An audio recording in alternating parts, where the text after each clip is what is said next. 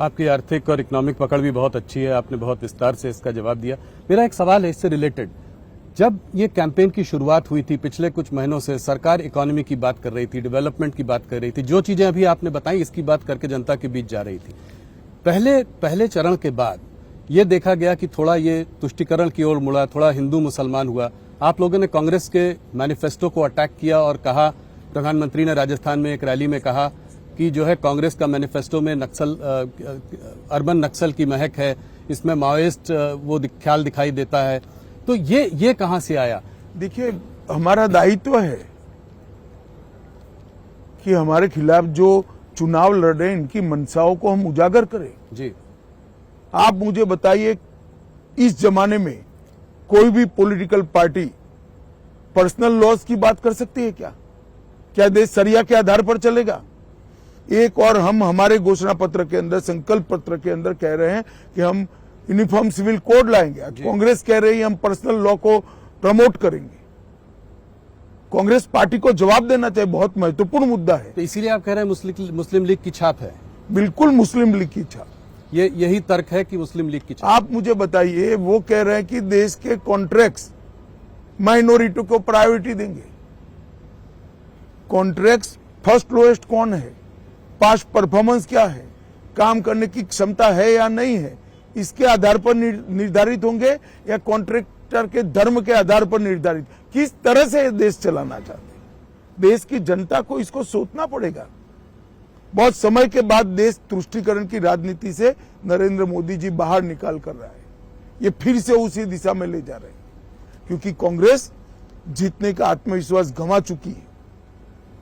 प्रधानमंत्री जी ने उस रैली में यह भी कहा कि सबकी जमा पूंजी को चेक करके वेल्थ को रिडिस्ट्रीब्यूट किया जाएगा और वेल्थ रिडिस्ट्रीब्यूट करके मुसलमानों और घुसपैठियों को दिया जाएगा। ये कहां से आता है?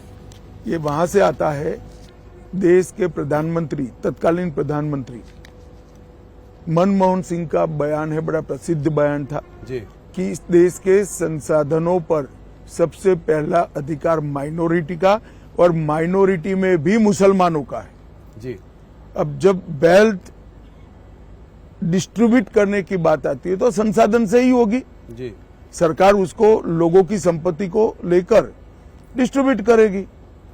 तो और मैं कहता हूं कि अगर ये सच नहीं है तो कांग्रेस पार्टी बताए इसका मतलब क्या है?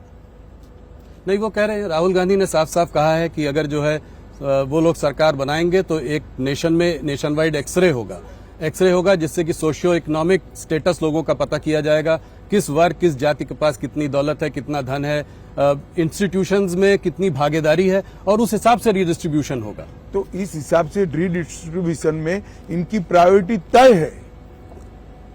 वो कहते हैं इनइक्वालिटी को खत्म करने का यही तरीका है। वो उनकी समझ है। मुझे लगता है इतनी पुरानी पार्टी ने अपना मैनिफेस्टो माइनॉरिटीज और एक्सट्रीम लेफ्ट आइडियोलॉजी वाले लोगों को आउटसोर्स किया है।